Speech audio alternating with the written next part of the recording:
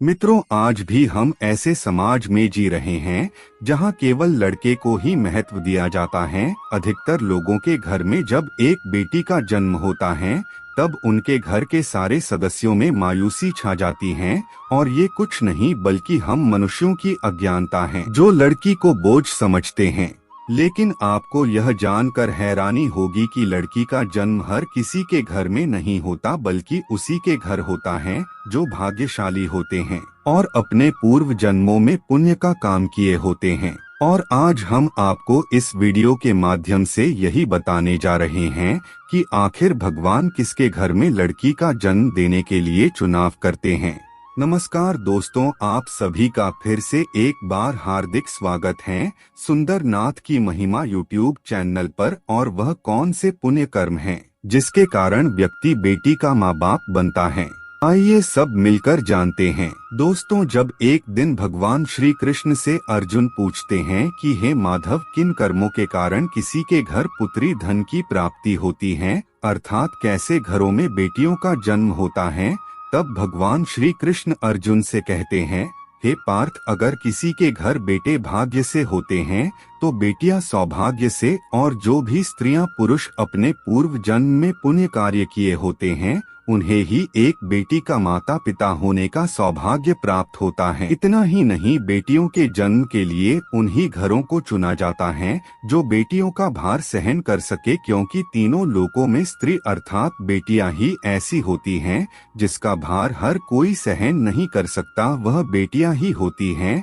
जो इस सृष्टि को निरंतर चलाने के लिए अपना हर चीज निछावर कर देती हैं। हे अर्जुन, जिस दिन इस सृष्टि में बेटियों का जन्म लेना रुक जाएगा उस दिन सृष्टि भी ठहर जाएगी और इस सृष्टि का अंत हो जाएगा। मित्रों, भगवान श्री कृष्ण के इन बातों पर गौर किया जाए तो उनका कहा बिल्कुल सही है, क्योंकि अगर इस सृष्टि में बेटियां नहीं होगी तो किसी का भी वंश आगे नहीं बढ़ सकता। आपने भी कई लोगों को कहते हुए जरूर सुना होगा कि जिस घर में बेटी का जन्म होता है वह घर स्वर्ग के समान होता है, क्योंकि बेटा तो केवल एक कुल को रोशन करता है लेकिन बेटियां दो कुलों को रोशन करती हैं। माता पिता के घर वह एक बेटी के रूप में अपना उत्तरदायित्व निभाती हैं तो ससुराल आकर बहू के रूप में अपने पूरे कर्तव्यों का पालन करती हैं। दोस्तों, आजकल आप सुनते ही होंगे कि बेटियां या फिर बहू परिवार में किसी की मृत्यु हो जाने पर उसका पिंडदान नहीं कर सकती, लेकिन यह बिल्कुल भी सही नहीं है, क्योंकि रामायण में बताया गया है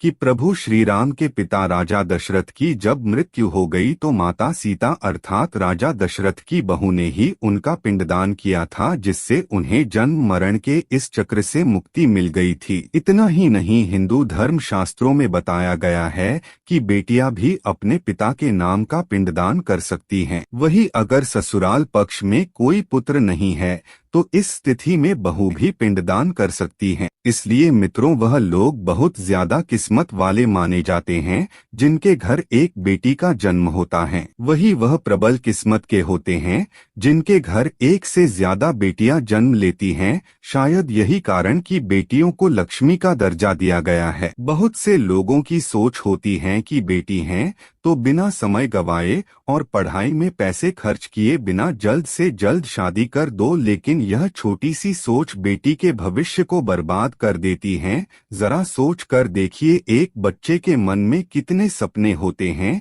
कि उसे जीवन में कुछ करना है, लेकिन यह सपने केवल सपने में ही तब्दील हो जाती हैं। इसलिए अपने बेटियों को सपने पूरे करने देने चाहिए, उन्हें जीवन में हर वह खुशी दे जो उन्हें मिलने चाहिए। एक बेटे से ज्यादा बेटी हमेशा अपने माता पिता के लिए सोचती हैं। माता पिता को प्यार और अपनापन केवल बेटी ही दिखा सकती हैं। बेटी के जन्म को एक जश्न की तरह मानना चाहिए। माता पिता को बेटी को हमेशा एहसास दिलाना चाहिए कि वह कितनी खास हैं। मित्रों, कभी भी बेटी माँ बाप पर बोझ नहीं होती, वह सिर्फ अपनी और अपने परिवार की किस्मत बनाने के लिए जन्म लेती हैं। मित्रों, एक कथा के अनुसार दो मित्र लंबे समय के बाद एक दूसरे से मिले। एक दोस्त ने दूसरे से उसका हाल पूछा तो जवाब में उसने कहा कि मेरे हाल तो एकदम मस्त हैं, और हो भी क्यों ना मेरे दो बेटे जो हैं। तभी वह अपने दोस्त से पूछता है कि तेरे घर में कितने बच्चे हैं। दोस्त मुस्कुराते हुए खुशी से बताता है कि मेरे घर में दो दो बेटियां हैं। उसका दोस्त भगवान का शुक्रिया अदा करते हुए कहता है, मैं धन्य हूँ, मेरे घर बेटियां नहीं हैं। यह बातें सुनकर दूसरे दोस्त की आंखों में आंसू आ गया। तभी उसकी बेटी पिता के मित्र से कहती है कि अंकल, भगवान हमेशा भाग्यवान को ही बेटी देते हैं, कभी गरीब को बेटी के रूप में माता लक्ष्मी नहीं देते। मित्रों, भगवान केवल उसी को पुत्री का सुख देते हैं जिसके अंदर पालने की समग्रता होती है, जो गरीब होकर भी बेटी को पाल सकता है।